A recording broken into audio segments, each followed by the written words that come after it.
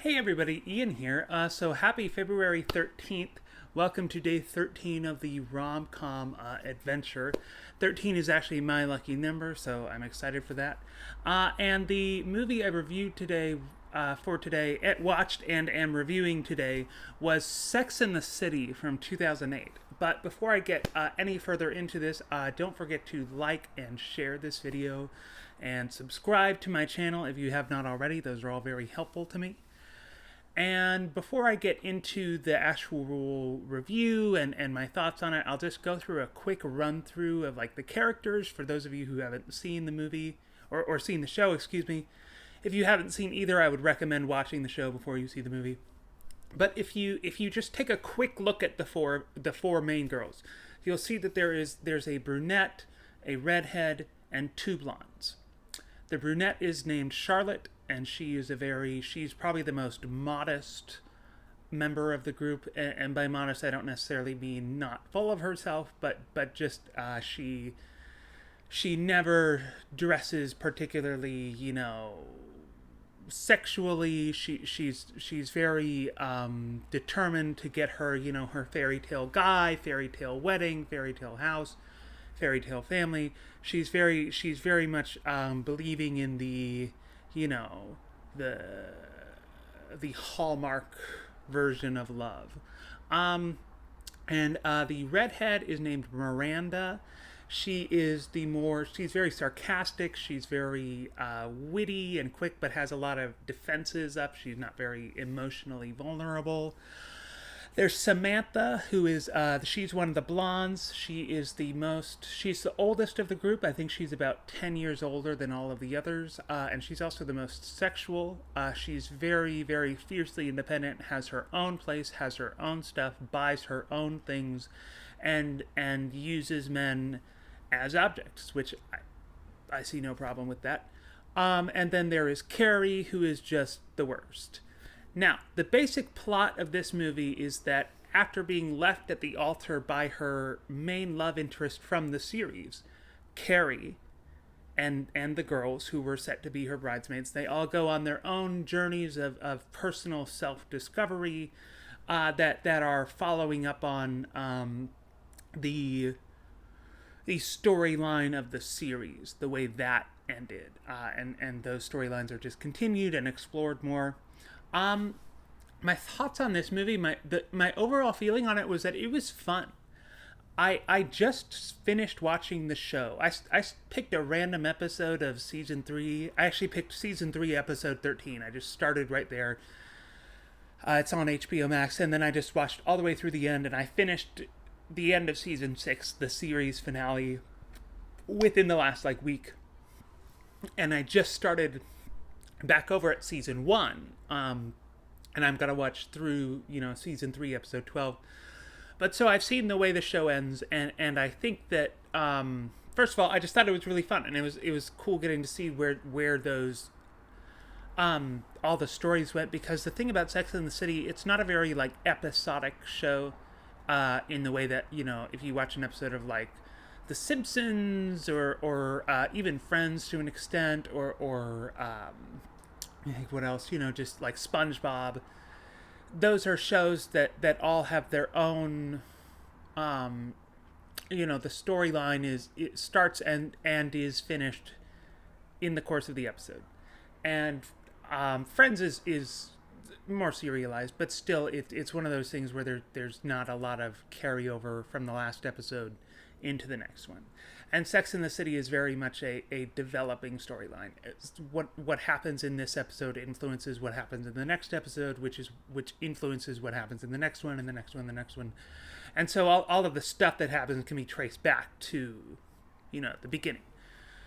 And so I think if you were to see this movie without having seen the show, it probably wouldn't be as enjoyable, just because you wouldn't be getting, it was nice seeing Samantha with her boyfriend, even though she's very independent and sexual, and there's nothing wrong with that.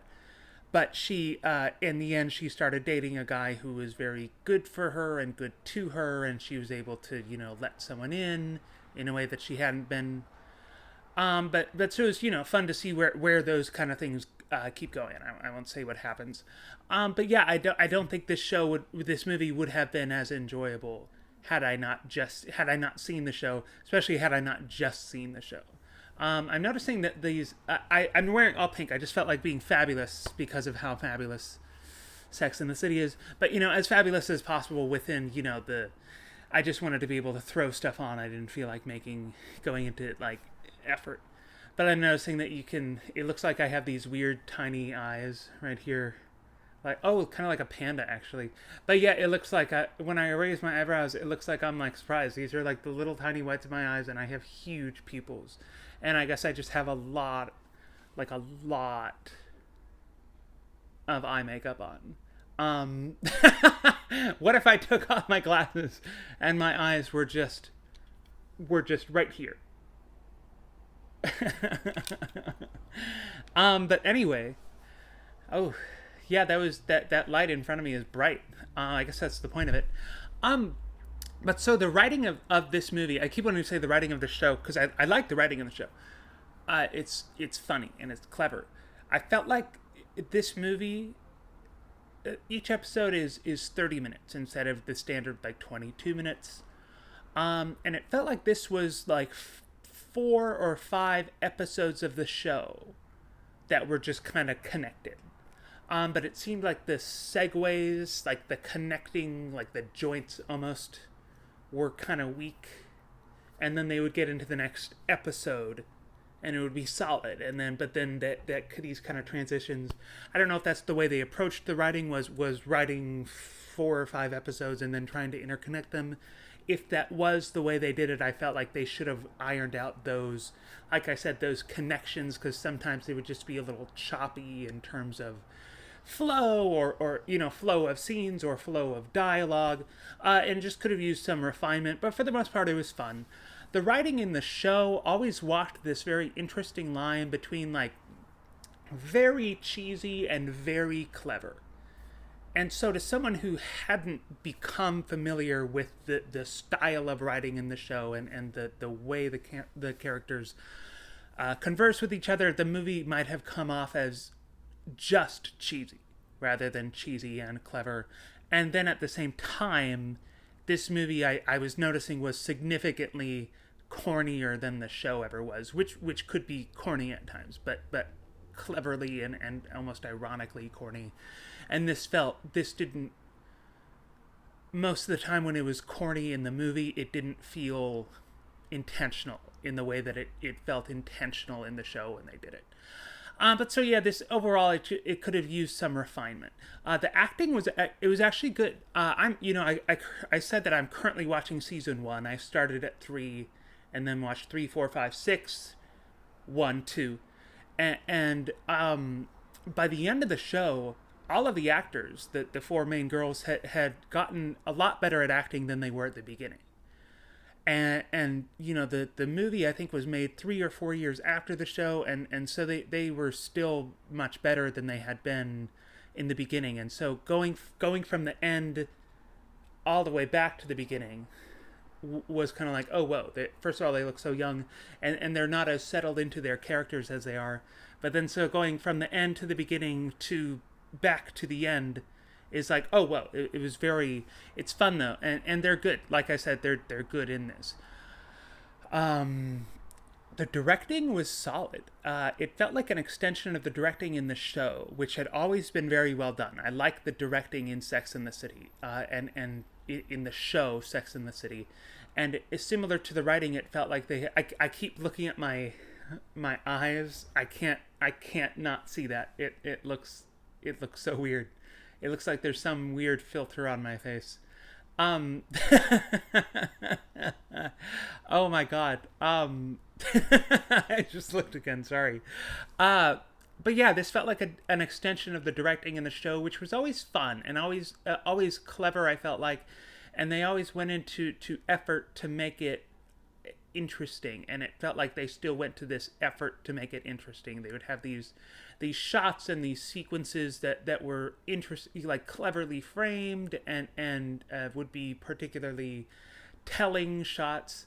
I think one of the things that's unsettling me about this is that every time I move my head, it's like the eyes stay, looking right at you eyes. Um, but yeah, the directing was good. It was. What movie did I watch yesterday? I already forgot. I was Sleepless in Seattle. I like this even better than the directing in that, which was the better of the directing that I'd seen in the last 5 or 6 days. It was written and directed by a guy named Michael Patrick King, and he wrote and directed a lot of the episodes on the show, and I'm glad they brought him back. I don't know if he was a creator of the show. I don't know that he wasn't. I don't know. But yeah, I'm glad that they brought him on. Although I've heard that the second movie is bad, and I believe that he was also brought on as the writer and director of the second movie. And so, there's hits and misses. Always going to be hits and misses. The music in this was fun, and it was more noticeable than the music has been lately. But it was very corny the way they would do it. Very cliche. The moments at which they would start playing music, and then the music that they would play, not necessarily the specific songs, but just the tone of them, and that matched with the tone of the moment was all just very like, oh, okay. Oh, I guess you couldn't see that. It was all very, oh, okay. But out of my 5, I talk about writing, acting, directing, music, and vibe. Music was probably the lower point of the 5. And as for the vibe, honestly, I'll just keep this short and sweet. It was fun. It was flirty. It was fabulous. My favorite character of the 4 of them is Samantha. Even though I personally relate more to Miranda, I think Miranda is like a mean version of me, just very sarcastic and most like normal, I guess.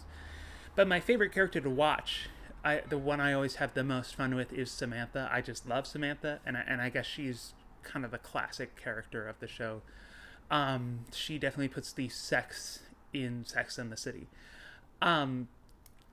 But my favorite character of the ones introduced in the movie it was actually Samantha's dog. She gets a dog in the movie. She's having boyfriend troubles, and she is going like retail shopping to avoid cheating on him.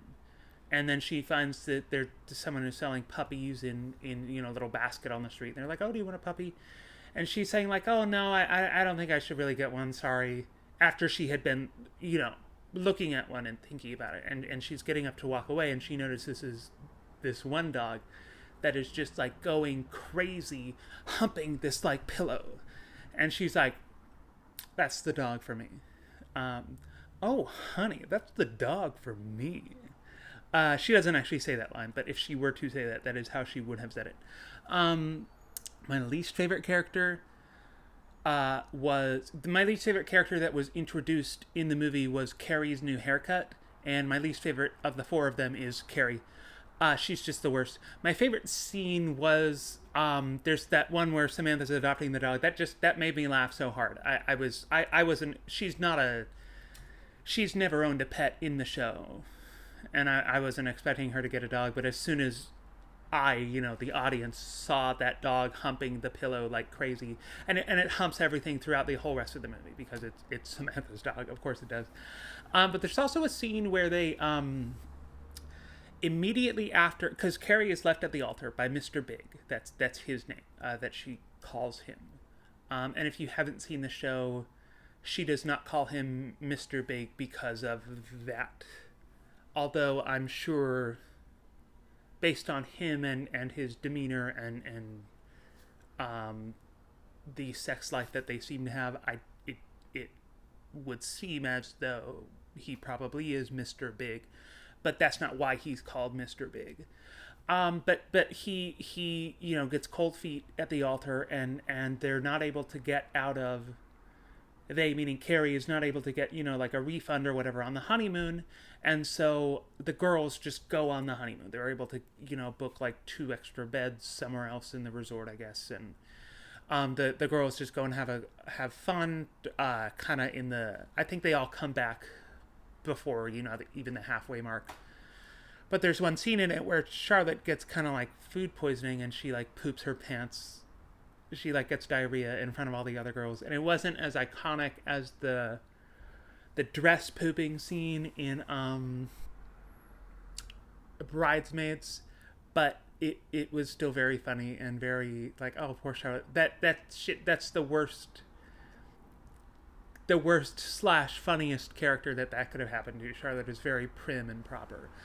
But so as for my little individual ratings breakdown, I gave the writing a 1.6 out of 2, even though it was cheesy and kind of flat in some of these places. It still felt like I was watching the show. I've been watching it in the mornings lately. I'll watch like an episode or two of it, and so I was just watching it this morning. I'm filming this at like 2 p.m. I've been filming them at like 10 or 11 lately, and but so I was watching it this morning, and it just felt like I was just watching the show. And I liked the show, and so that the fact that it felt like I was just watching more of the show made me like the movie. Even though, like I said, it wasn't as sharp as the show, and it wasn't. I just think it wasn't as refined as the show had been. The acting I gave a 1.4 out of 2, even though I was saying they were all good, which they were. Those four. Excuse me, I think I spit a little. Those four are not the only ones in the movie, and some of the side characters were a little like, not as good as they had been in the movie. The guy who plays Smith, he's Samantha's boyfriend. He seemed a little flatter, and Harry, who is Charlotte's husband, and they're just adorable together. I love Harry. It's ironic that he's called Harry because he's very bald. They're so cute together. They're so short and tiny and adorable and Jewish. She converts to Judaism for him during the show. But yeah, the actor who played Harry seemed a little more. He was better at playing Harry in the show, and maybe he was just kind of, I don't know. And there were times when Sarah Jessica Parker, who I thought always did a good job of playing Carrie, even though Carrie's the worst, seemed like she was kind of overacting. She would do There's a Vine I saw one time, like the look I give people in the cafe so they know I'm the main character in the movie. And it's this girl sitting holding a coffee cup, and she's like,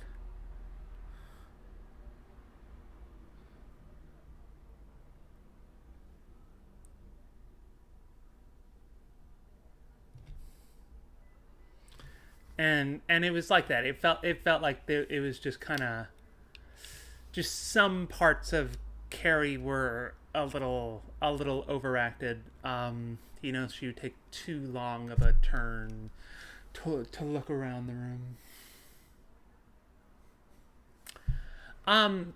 As for the directing, I gave it a 1.6 out of 2, so same as the writing. The writing and the directing were not quite up to the standards that they had been in the show. This was a very well-directed and well-written TV show. And so they didn't fully hit the mark, but they were good, and it didn't feel like they had, the floor had fallen out from under them in between the time that the show ended and the time that they made the movie. The music I gave a 1.3 out of 2. This was the least, that's the lowest of these 5 little things I'm rating. And even though it was fun and the music was more noticeable, it was still, like I was saying earlier, it was corny.